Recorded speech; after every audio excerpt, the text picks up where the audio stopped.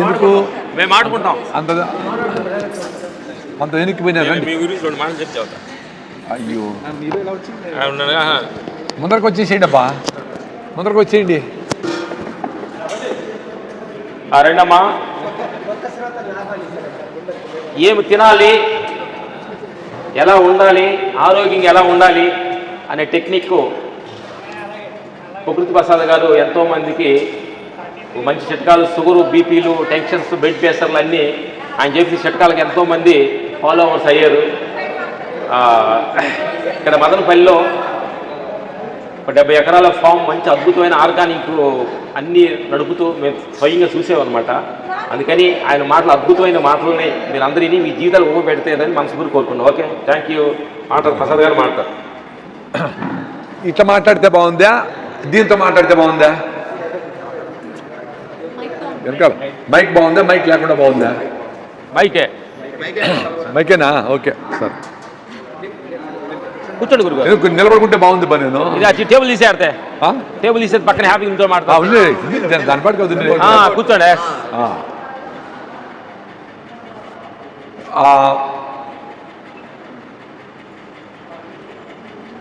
ఒక జనరేషన్ ముందర, అంటే 30-40 ఏళ్ళ ముందర జ్ఞానం సంపాదించాలంటే బుక్స్ చదవాలి. లైబ్రరీలో కూర్చొని వేటపాలెం, ఎవరుండారో వేటపాలెం చుట్టుపక్కల పెద్ద లైబ్రరీ, ప్రతి ఊళ్ళో లైబ్రరీ ఉండేది. లైబ్రరీలో చదివి అర్థం చేసుకొని డిబేట్ చేసి జ్ఞానం సంపాదించాలంటే చాలా కష్టం. దానంతా సారాంశాన్ని ఇంకెవరన్నా వచ్చి గురువు వచ్చి చెప్పేవాడు, ఇట్లా వ్యవసాయం ఇట్లా అని. దాని తర్వాత రకరకాల మార్పులు ఇప్పుడు పెద్దగా ఇంటర్నెట్లో వచ్చి మొత్తం అంతా ఇక మీ ఫింగర్ టిప్స్లోకి వచ్చేది. మన స్పెషాలిటీ ఎట్లుండాలంటే ఇంత సారాంశాన్ని సింపుల్గా అట్లా ఇచ్చేట్లకు ఉండాలా. అదే ఇప్పుడు ఆర్డర్ ఆఫ్ ది డే. మేము చిన్నప్పుడు 5 రోజులు ఉండేది కదా క్రికెట్ మ్యాచ్, మళ్ళీ 1 డే అయింది, మళ్ళీ 20-20 అయింది. ఇంకొక 5 ఏళ్లలో 5 balls కూడా అవుతుంది. టైం లేదు చూసేదాన్ని. ఇప్పుడు ఎవరు 1 గంట సేపు ఎవరు చూడరు, 2 minutesలో అయిపోవాలి. అట్లా నేను కొంతమంది గురువుల దగ్గర జర్నీ చేసి, సుభాష్ పాలేకర్ 1 or 2 years అట్లా, కాదరవల్లినో రామచంద్రరావు, ఆ సారాంశం అంతా సింప్లిఫై చేసి నేను అప్లై చేసుకున్నా. అరే అని రిజల్ట్స్ వచ్చింది. సో దీన్ని బాగా తగ్గించేసి ఇట్లా రాయిజావ తాగండి, ఓబడి తినండి, సాయంత్రం అరటిగా తినండి, సింప్లిఫై చేసి చెప్పిన తర్వాత నాకు అసలు నా పని లేదు అనుకున్నా. ఏముంది చెప్పేసినా కదా ఇంకేంటి. కానీ జనాలకి చేయరు కాబట్టి, ఎంత సింప్లిఫై చేసినా చేయరు కాబట్టి మళ్ళీ అడుగుతూనే ఉంటారు. 5 ఏళ్ళ నుంచి మేము ఫాలో అవుతానంటే వీడియో చూస్తే ఫాలో అయినట్లు అనుకుంటారు. మరి రిజల్ట్స్ వచ్చేది ఎట్లా? నువ్వు అనుభవిస్తేనే, నీ ఎక్స్పీరియన్స్ ఏమో అది ఉంటేనే కదా వచ్చేది. ఆ పని కూడా చేయడం లేదు. అందుకని మా అవసరం ఏర్పడతా ఉంది. లేకపోతే ఏం చెప్పాలా, సింపుల్గా బతికేది ఎందుకు చెప్పాలా?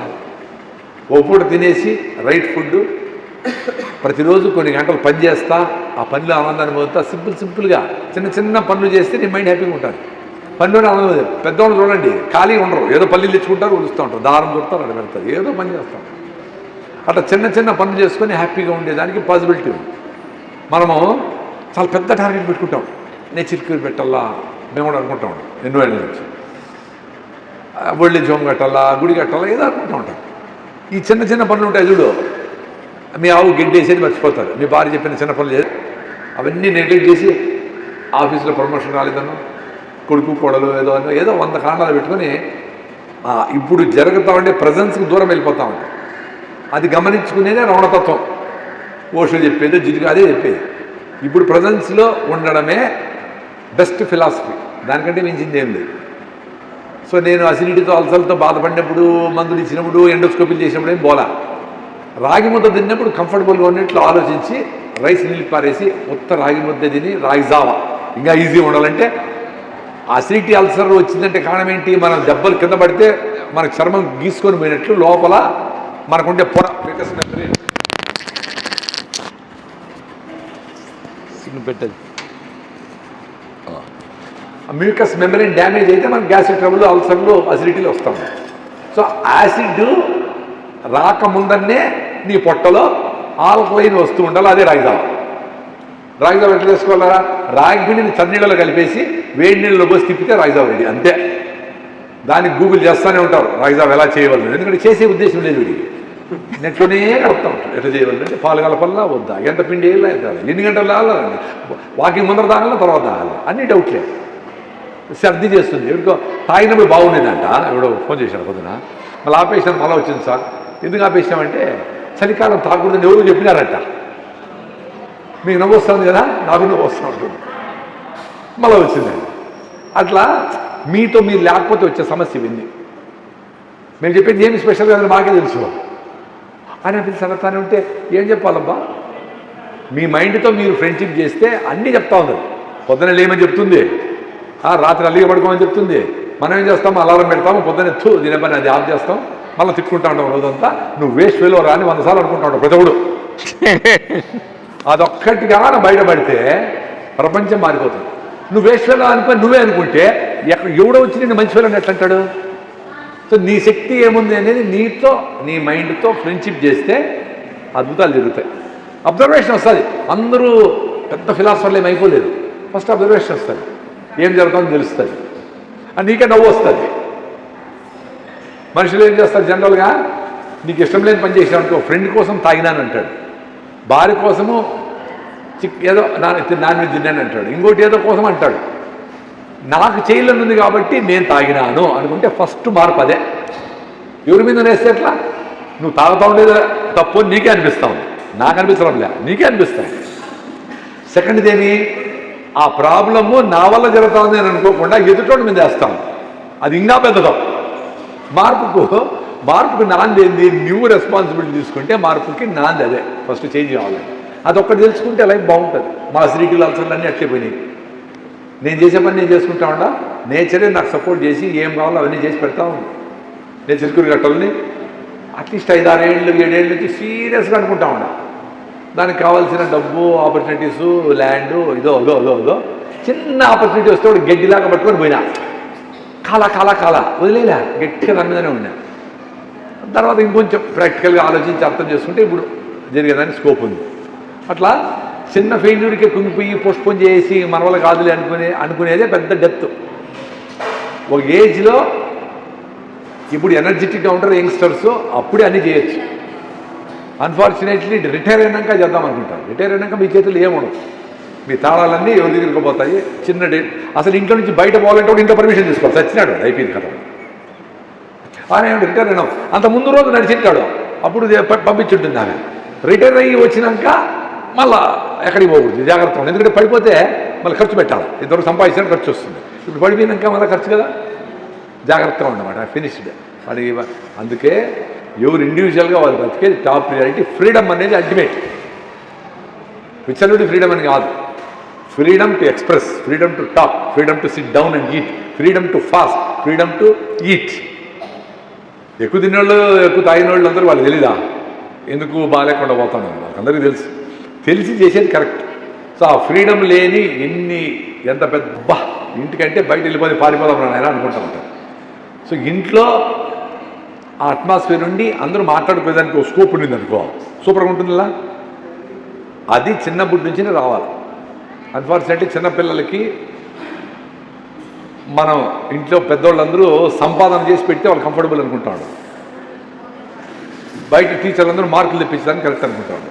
సో వాళ్ళకి ఎట్లా చెప్పాలా, వాళ్ళు వదిలేస్తే హ్యాపీగా పెళ్ళిలో చూడండి, వాడి కులమో మతమో ఎవరికి తెలియదు, వాళ్ళ పాటి వాళ్ళు ఆడుకుంటూ ఉంటారు, వాళ్ళే గ్రూప్ అయిపోతారు, ఏవో చేసుకుంటాను. వాడికి ఏం చేస్తామో, వాడికి పెద్ద డైమండ్ నెక్లెస్ ఏంటి, నోరు మూసుకొని కూర్చో, ఇక్కడ డైమండ్ అయిపోయింది, ఫ్రీడమ్ బాయ్. వాడు ఏమని అడగలా, వాడిదంత ఆనందమురా అనే చేస్తాం. బర్త్డేకి 10,000 రూపాయలు షర్ట్ వేస్తావు, అది గుచ్చుకుంటా ఉంటుంది, గుచ్చుకుంటానంటే కొడతావు, నోరు మూస్తే ఎప్పుడు ఇట్టే చేస్తావు నువ్వు. ఎక్కడుంది ఫ్రీడమ్ తీసి పెద్దోళ్ళు మన చేతులు పెట్టుకుంటాం. సో నా లైఫ్లో నాకు అసిడిటీ అల్సర్లన్నీ పోయింది, రాగి జావతో పోయిందండి. మీ డే షుడ్ స్టార్ట్ విత్ రాగి జావా. చాలా సింపుల్గా చేయొచ్చు. అందరూ నా భార్య చేయడం లేదు, ఇంకెవరో చేయలేదు, పనులు వచ్చేది లేట్ అవుతుంది, అన్ని కండిషన్లే. మీ చేతుల్లో మీరు చేసుకుంటే ఈజీ. ఎవరి మీద ఆధారపడితే డిపెండెంట్. మా ఇంట్లో అందరూ డ్రైవర్లే, ఎవరు కావాలంటే కారు తీసుకుపోతారు, ఎవరైనా చేస్తారు. పొద్దున్నే 3కి వచ్చినా 4కి వచ్చినా నేను రాగి జావా 3 గ్లాసులు 4 గ్లాసులు తాగేసి నా అసిడిటీ మొత్తం పోయింది. పెద్ద డాక్టర్లు అందరూ ఎండోస్కోపీ చేసి నీకు ఎరోషన్స్ ఉన్నాయి, నువ్వు లైఫ్ లాంగ్ 2 అవర్స్కి ఒకసారి తింటా ఉండాలి, మాత్రలు వేసుకోవాలి, తగ్గితే అన్నీ జరిగినాయి. ఎప్పుడు రాయిదేవత ఆయన నా మ్యూకస్ మెమరీన్ రీబిల్డ్ అయింది. ఇప్పుడు ఈరోజు సాయంత్రం తినేస్తే రేపు ఏకాదశి అంటే రేపు అంతా ఏంటో ఎల్లుండి పొద్దున వరకు 36 అవర్స్ ఈజీగా ఉంటా. ఒక్కొక్కసారి ఇంకో రోజు అంటే 60 అవర్స్ కూడా ఉండగలిగితే కూడా బాగుంది, ఎనర్జీ లెవెల్స్ కూడా బాగుంది. సో మన ఎక్స్పీరియన్సే పెద్ద గురు. ఆ ఎక్స్పీరియన్స్లు మీకు కూడా అందరికీ అయింటాయి. పరిగెత్తి చేసి సంపాదనలో ఉండి సంపాదన వచ్చేసినాక హ్యాపీనెస్ పోయిన వాళ్ళు ఎంతమంది చూసినాం? 20 లక్షలు పెట్టి కారు కొని దాన్ని పూజ చేసి నిమ్మకాయలు తొక్కించి అట్లా వస్తూ ఉంటే ఆటో గుద్దితే పోయింది. సో వస్తువులతో హ్యాపీనెస్ రాదు. ఆ డోపమైన్ అనే హ్యాపీనెస్ వస్తువులతో వచ్చిన తర్వాత అట్లా ఎగిరిపోతాం. మన అందమైన మన వస్తువులైనా ఏవైనా రాదు. యూనివర్సల్ లవ్ ఎప్పుడూ ఉంటుంది. నీకు సంబంధం లేని కోసం పనిచేసేది, దేశం కోసమో ఇంకోటి వాటెవర్, వాడు హ్యాపీగా ఉంటాడు ఎప్పుడు. అల్టిమేట్ హ్యాపీనెస్, ఆక్సిటోసిన్, సెరోటోనిన్ అవన్నీ రిలీజ్ కావాలంటే నీకు సంబంధం లేని వాళ్ళ కోసం పనిచేయాలి. అది ఎగ్జాంపుల్గా మా ఫ్రెండ్కి జరిగింది. డిప్రెషన్ వచ్చింది ఆయన. బిహెచ్సిఎల్ కంపెనీలో పెద్ద జాబ్. ఆ డాక్టర్ 2 ఆప్షన్లు ఇచ్చినాడు. ఒకటి వచ్చి నువ్వు డిప్రెషన్ మందులు వేసుకోవాలా, డిప్రెషన్ మందులు నిద్ర అట్లా బాయ్ బుర్రపోతారు. సొంత లాభం కొంత మానికి పొరుగువానికి సహాయపడదు. పొరుగువాని సహాయపడి పుణ్యం వస్తుందని కాదు, నువ్వు హ్యాపీగా ఉండేదాన్ని చేయాలా, వేరే మార్గమే లేదు. మీ ఫ్యామిలీల కోసం మీరు ఎంత చేసినా ఇంకా అసంతృప్తిగానే ఉంటుంది. చూసుకోండి. ఎంత మంచి ఫ్యామిలీ అయినా వెరీ రేర్ అన్నమాట. ఎందుకంటే కష్టపడతారు. హాయిగా మనకు ఉండి దాంట్లో ఉండాలని చెప్పేవాళ్ళు చాలా తక్కువ. అందరికీ ఆ పాట ఉంది కదా, నీ మది చల్లగా స్వామి నిదురపో దేవుని నీడలో అనుంది. ఏ సిరులు ఎందుకు, ఏ నిధులు ఎందుకు, ఆత్మశాంతి లేనిదే ఎందుకో. పెంచి బ్యాలెన్స్ పెట్టి ఎవరు పంచాలో తెలియక అప్పులు లేకుండా నీకు అరుగుతూ ఉంటే హ్యాపీ. ఇంకేం కావాలా? ఏ జంతువైనా అదే చేసేది. అంత ఫుడ్ దొరికిందనుకో జల్సా కూర్చుంటుంది. ఆ పరిగెత్తి పోయి పట్టుకుంటుంది. జింకని ఫుల్గా తింటుంది. మళ్ళీ 3 రోజులు చెట్టు మీద ఉంటుంది. మళ్ళీ జింక పోతే పట్టించుకోదు. మనకు తినేదానికి టైం లేదంటారు. ఎందుకురా మనం బతుకులు? తినేదానికి టైం లేదు. Full dependency, sympathy. జబ్బు వచ్చింది, బాగలేదు, లావైపోయినా అని ఎవరన్నా ఒకటి సింపతి చేస్తూ ఉన్నారు. దరిద్రమైన బతుకు సింపతి అనేది. మనంతగా మనం ఇండివిజువల్గా మనం ఎవరికైనా చేసేట్టు ఉండాలి. సింపతి అసలు మనిషికి 2 ఒకటి యాక్టివ్గా బతకాలా, లేదా చచ్చిపోవాలి. డబ్బులు ఉంటాయి కదా అని ఎవడో వీల్ చైర్లో దోస్తూ ఉంటే, ఒకడు జొల్లు దూరస్తూ ఉంటే, ఒకటి ప్యాకెట్ పెట్టుకొని ఎందుకు బతకాలి అట్లా? నువ్వు పరిగెత్తినప్పుడు హార్ట్కి లంగ్స్కి ఎక్సర్సైజ్ అదే, వేరే మార్గమే లేదు. దాన్ని సింపుల్ చేసేప్పుడు జపనీస్ వాకింగ్ అంటూ ఉంటారు. నడిచినప్పుడు కాళ్ళకి ఎక్సర్సైజ్, పని చేస్తే చేతి హార్ట్కి లంగ్స్కి ఏంది ఎక్సర్సైజ్? పరిగెత్తేది, మెట్లు ఎక్కేది, నడిచేది. హైదరాబాద్ మెట్రో గిట్టలు ఎక్కడున్నా నేను ఖాళీ కూడా నడుస్తూ ఉంటా. నాకు 90% లంగ్స్ బ్లాక్ అయితే నేనే డ్రైవ్ చేసుకుని పోయినా బెంగళూరుకి. డాక్టర్ ఆశ్చర్యపోయింది. 90% వాడు ఎట్లా డ్రైవ్ చేసుకుని, ఎందుకు రోజు పని చేపిస్తామంటే బతికి బయటపడినా. ఆ ట్రీట్మెంట్ ఇచ్చినారు. మీరు అట్లీస్ట్ 10 మినిట్స్ 20 మినిట్స్ వీక్లో 2 టైమ్స్ పరిగెత్తాల్సిందే, వేరే మార్గమే లేదు. లేదా ఆడవాళ్ళు స్కిప్పింగ్ చేయాలి. ఆయాసం రావాలి. ఆయాసం వస్తే ఏమైపోతుందో అని భయపడతారు. ఏమి కాదు. 20 ఏళ్ల వరకు బాగా పరిగెత్తి అలసిపోయి ఒకరి మీద ఒకరు పడిపోయి కళ్ళు తిరిగే వరకు పరిగెత్తినాం. జాబ్ వచ్చి 30 ఏళ్ళు వస్తాను ఎందుకు భయపడిపోతా ఉంటారు? ఆయాసం వస్తుంది, ఆయాసం పని చేయించడంలే. పరిగెత్తండి. ఈ వయసులో మేము 6 కిలోమీటర్లు రన్నింగ్ చేస్తాను, కొండలు ఎక్కుతాను, పొద్దున్నే 4 గంటకే గిరివాల పైకి ఎక్కుతాను.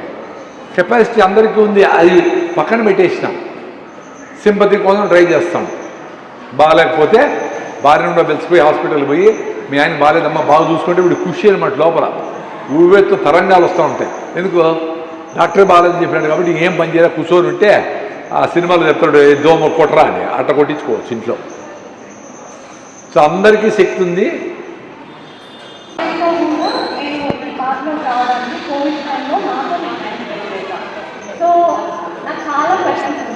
వాటన్నిటికీ ఆన్సర్ ఒక్క రమణ మహర్షి గారు. చాలా యూట్యూబ్లో ఎక్కువ చూస్తూ ఉంటాను. దాంతో నేను ఎప్పుడు సఫర్ అవ్వలేకపోతున్నాయి. ఒకవేళ Ramana Maharshi thought. So mind అనేది అసలు నిజంగా ఉంటుందా, మనకి ఏ ఆలోచన వచ్చినా కూడా ఒక బాధ ఏదైనా వచ్చినప్పుడు అది ఎవరికి వస్తుందో చూడాలంటే నాకు నేనెవరు లోపలికి వెళ్ళాలి అంటే నేనెవరు ప్రతిసారి వచ్చిన ప్రతిసారి ఇది చేయడం వల్ల సెల్ఫ్ ఎంక్వైరీ అంటారు. సో ప్రతిసారి నేనెవరు నేనెవరు నేనెవరు అట్లా జపంలాగా కాకుండా కాన్షియస్గా దాంతో ఉండాలి. ఒక బాధ వచ్చింది, ఫర్ ఎగ్జాంపుల్ ఏదో నొప్పి వచ్చింది, దాన్ని మనం కాన్షియస్గా చూస్తే ఎవరికి వచ్చింది అని అది పోతుంది అనమాట, అది ఖచ్చితంగా పోతుంది. సేమ్ జిడ్డు కృష్ణమూర్తి గారు ఏమని చెప్తారు అంటే ఒక హ్యాపీనెస్ వచ్చినప్పుడు ఫర్ ఎగ్జాంపుల్ బోనస్ వచ్చింది, అది ఒక గుడ్ న్యూస్, దాన్ని ఎలా అయితే యాక్సెప్ట్ చేస్తామో అలా ఒక బాధ వచ్చినప్పుడు ఎట్లా యాక్సెప్ట్ చేయలేము. రెండు సేమే. ఒక ఎమోషన్ అనేది చాలా స్వీట్గా ఉంటే అది హ్యాపీనెస్, అదే ఎమోషన్ బిట్టర్గా ఉంటే అది బాధ. రెండు ఎమోషన్స్, ఆ రెండు ఎమోషన్స్ నీకు వస్తున్నది మైండ్ నుంచే, మైండ్ చెప్తా ఉందన్నమాట. సో దాన్ని మనం ఎప్పుడైతే కాన్స్టెంట్గా చూడగలుగుతామో అప్పుడు మనం ప్రెజెన్స్లో ఉండగలుగుతాం అనమాట. సేమ్ ఎఫర్ట్స్లో ఏం చెప్తారంటే ఒక పార్క్లో కూర్చుంటే అలా చూసుకుంటే జనాలు పోతూ ఉంటారు, వాళ్ళు చూస్తూ ఎలా అయితే చూస్తూ గమనిస్తూ ఉంటావో సేమ్ అలాగే నీ ఆలోచనలు గమనించు అని అన్నారు. మన ఆలోచనలతో మనం ఎప్పుడైతే ఎక్కువసేపు ఉంటామో ఒక ఆలోచనకి ఇంకొక ఆలోచనకి మధ్య గ్యాప్ అనేది పెరుగుతుంది అనమాట, దాన్ని పాజ్ అంటారు. ఆ పాజ్ ఎక్కడైతే పెరుగుతుందో అక్కడ మనం పీస్ ఎంజాయ్ చేస్తాం. యాక్చువల్లీ మైండ్ ఎప్పుడు ఎంతసేపు నువ్వు వచ్చేయలేదు విజయలేదు కలుగుతూనే ఉంటుంది అనమాట. సో మనం ఎప్పుడు ప్రశాంతంగా ఉండలేము. ఆ థాట్లెస్ స్టేట్లో ఉండడమే నార్మల్గా చాలా డిఫరెంట్ టర్మ్స్లో చెప్తారు, సమాధి ఇది అది కాన్షియస్నెస్ అది అని. అదే హ్యాపీనెస్ ఇస్తుంది అనమాట. The purpose of life is to be live. జీవితం యొక్క పర్పస్ ఏంటంటే జీవించడమే, అంతే. అంతేగాని సరే కష్టపడి సంపాదిస్తాం, పడతాం, పెద్ద ఇల్లు పడతాం, కానీ అది అసలు ఎవరో ఎంజాయ్ చేస్తే అదంతా పక్కన పెడితే ఎంతసేపు ఆ ఇల్లు కోసం కూడా లోన్ తీర్చడంలోనే నీ జీవితం అయిపోతుంది. సో నువ్వు ఎప్పుడు జీవిస్తావు, యాక్చువల్లీ యూ హావ్ నెవర్ గివ్డ్ అనమాట. అలా కాకుండా ఒక చెట్టు ఉంది, అది ఎన్ని వంకలుగా ఉంటుంది, ఒకటి పొడుగుగా పెరుగుతుంది, ఒకటి పొట్టిగా ఉంటుంది. మనం దాన్ని ఎక్కడ చూస్తాం, ఓకే ఎండ బాగా తగ్గ ఈ చెట్టు పొట్టిగా ఉంటుంది, ఎండ బాగా తగ్గి ఒకటి అలానే చూస్తామని ఎప్పుడు జడ్జ్ చేయాలి. ఈ చెట్టు ఇలా ఎందుకు ఎంపై దాన్ని అడగడం అనమాట. అలా మన మనుషులను కూడా మనందరం ఒకటే. అద్వైతంలో అయితే కాన్షియస్నెస్ అంటారు, మనందరం ఒకటే, కాన్షియస్ నుంచి వచ్చామంటే. కాకపోతే ఎప్పుడైతే when you're identified this body, ఇది నేను ఇంకా ఆ కామన్, సో అలా సపరేట్ చేస్తున్నప్పుడు మాత్రమే మనకి డిఫరెన్సెస్ ఇస్తాయి. ఆ నిన్ను అలా ఉంది, ఈ నిన్ను ఇలా ఉంది, ఆ జడ్జిమెంటల్ మైండ్ వల్ల మనకి పీస్ అనేది పోతుంది అనమాట.